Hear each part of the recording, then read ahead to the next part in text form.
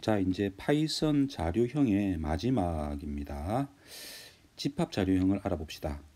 지금까지 우리가 배웠던 것은 이제 리스트 자료형을 배웠었고요, 그죠? 튜플을 했었고, 그리고 요 앞에서 이제 딕셔너리 자료형을 각각 배웠죠. 리스트 자료형은 이렇게 대괄호로, 그리고 튜플 자료형은 괄호로, 그죠? 딕셔너리 자료형은 이렇게 중괄호로 저장이 되었고, 딕셔너리는 여기에 키 값과 밸류 값이 이렇게 이제 대응되어서 저장됐죠.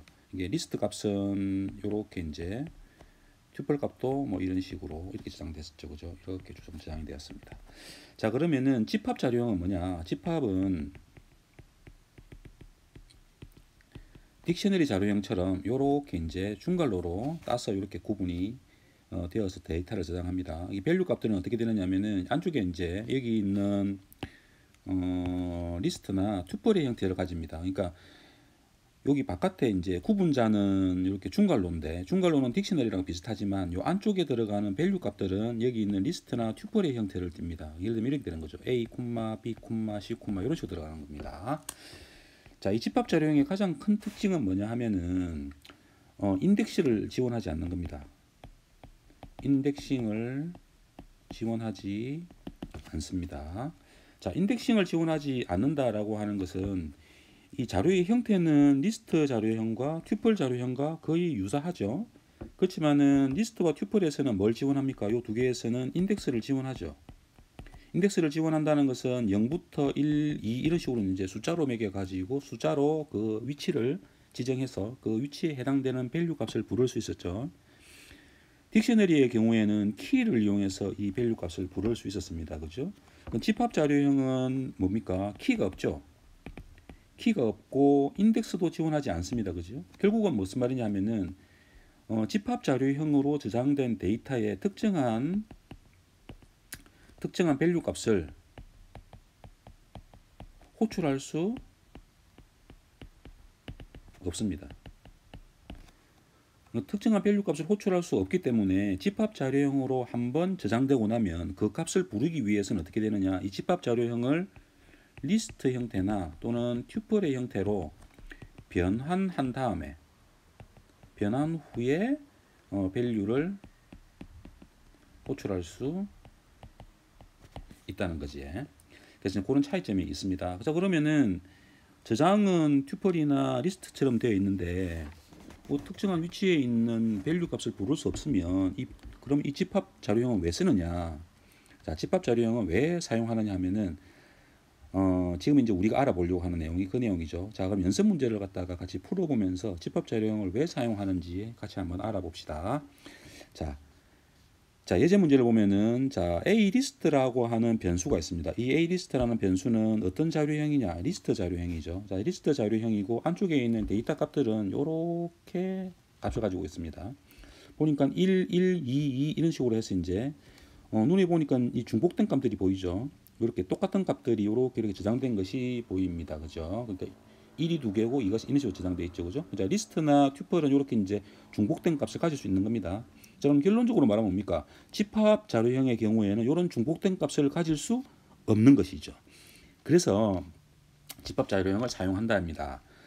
자, 그러면 리스트 자료형 변수 A 리스트가 이런 값을 가지고 있습니다. 자, 그러면 변수 A 리스트에서 뭘 해라? 자, 여기 보면은 중복된 숫자를 어떻게 해라 했습니까? 제거하라 했죠. 결국은 뭐 어떻게 되느냐? 리스트 변수를 뭘로 바꿔라? 세트 자료형으로 바꿔라. 그리고 이 세트 자료형으로 바꾼 다음에 어떻게 해라는 겁니까? 보면은 변수 B 리스트에 다시 저장하라 하겠죠. 그죠? 그러니까 A 리스트에 중복된 값을 제거해 가지고, 그러니까 세트를 이용해서 제거해 가지고 이걸 다시 어떻게 하라고? 다시 리스트로 바꾸라는 거죠. 그죠? 그러니까 중복된 값은 A 리스트에 저장되고, 그리고 세트를 이용해서 중복된 값을 없애 가지고 그 없애진 결과값은 다시 다른 리스트 값에 저장하라라고 하는 겁니다. 자, 그러면 이 과정들을 갖다가 한번 따라가 봅시다. 자, 변수 A 리스트를 먼저 선언합니다. 자, A 리스트는 이렇게 선언했습니다. 자, 이제 뭐 하냐? 이제 set라고 하는 키워드를 이용하는 거죠. 자, set라는 키워드를 이용하게 되면은 요 이전에 배웠던 리스트 키워드나 튜플 키워드처럼 어떻게 되는 겁니까? 자료형을 바꿀 수 있는 거죠. 그죠?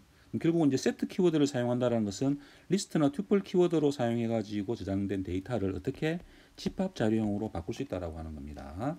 자, 그래서 세트 키워드를 이용해서 어떻게 하라 했습니까? 변수 A 리스트를 어떻게 집합 자료형으로 변환하는 거죠. 자, 집합 자료형으로 변환하고 나면 어떻게 된다 했습니까? 집합 자료형은 중복된 값을 허용하지 않는다. 그죠?